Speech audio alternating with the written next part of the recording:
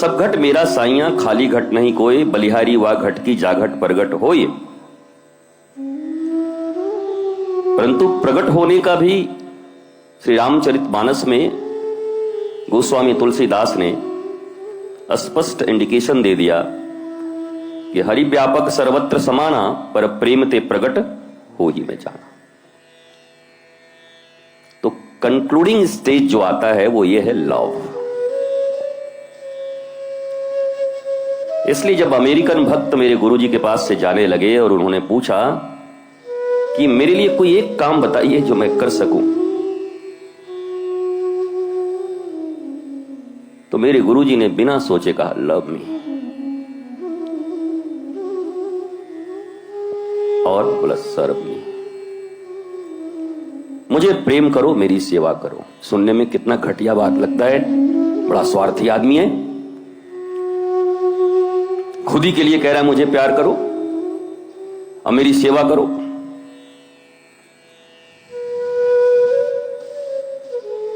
परंतु वो भी कोई जिस पढ़ाई की बात आज भारतवर्ष करता है, तो उस पढ़ाई और लिखाई में अमेरिका तो तुमसे आगे ही है।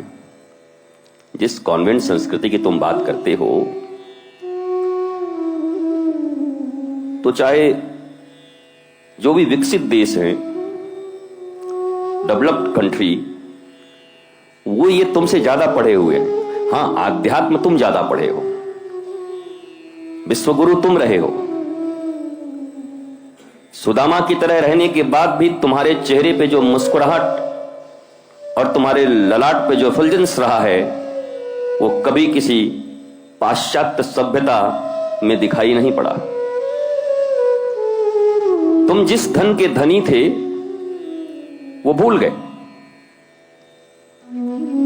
जिस धन से सारी दुनिया तुम्हें विश्वगुरु कहता, नतमस्तक होता, आज भी काशी की गलियों में गंगा के तीर पर अंग्रेज घूमते रहते हैं, नमो नारायण हरिओम करते हुए हैं। और तुम लंदन जाके हाय हेलो कर रहे हो।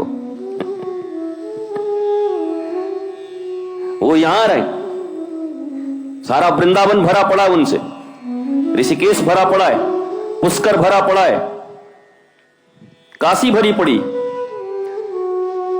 तुम्हारे जितने भी आध्यात्मिक सेंटर्स हैं हिंदुस्तान में, वो सब अंग्रेजों से भर गए। अंग्रेज का मतलब जो अंग्रेजी भाषा बोलते हैं, उसमें जर्मन भी हैं, उनको अंग्रेजी से कोई मतलब नहीं है। फ्रांसीसी हैं, उनको कोई मतलब नहीं अंग्रेजी से। अंग्रेजी बहुत कम देशों में बोली जाती है। अंग्रेजी कोई वर्ल्ड का लैंग्वेज नहीं है, जिनको कम जानकारी वही बोलते हैं, बहुत कम देशों में बोली जाती है। बाकी सबके अपनी मातृभाषा है। हर देश अपनी मातृभाषा को बोलता है, इंडियंस को छोड़कर, भारत को छोड़कर।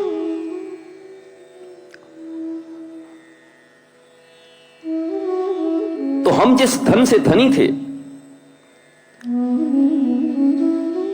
जिस धन के कारण अत्यंत गरीब विप्र का बेटा अष्टावक्र 8 जगह से टेढ़ा, जिनके सामने जनक के राजा भी दंडवत करते, और अष्टावक्र ने कह दिया भाई जूतों के पास जाके बैठ जा। जहां सब दरबारी लोग जूता खोल के आए हैं ना, वहीं पे जाके बैठ।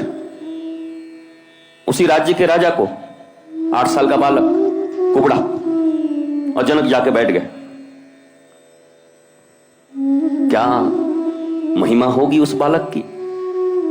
चमड़े तो अच्छे नहीं थे, कपड़े अच्छे नहीं थे, पर कौन से धन से धनी था वो बालक, जिस धन के आगे जनकपुर की इतनी बड़ी संपदा और जनक जैसे राजा भी अपने शीश को झुकाते हैं?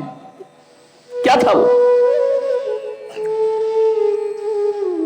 और हमने उसी विद्या को खो दी। सनातन संस्कृति से जुड़ी और भी वीडियोस को सबसे पहले देखने के लिए सनातन भारत टीवी चैनल को सब्सक्राइब करें और बेल आइकन जरूर दबाएं।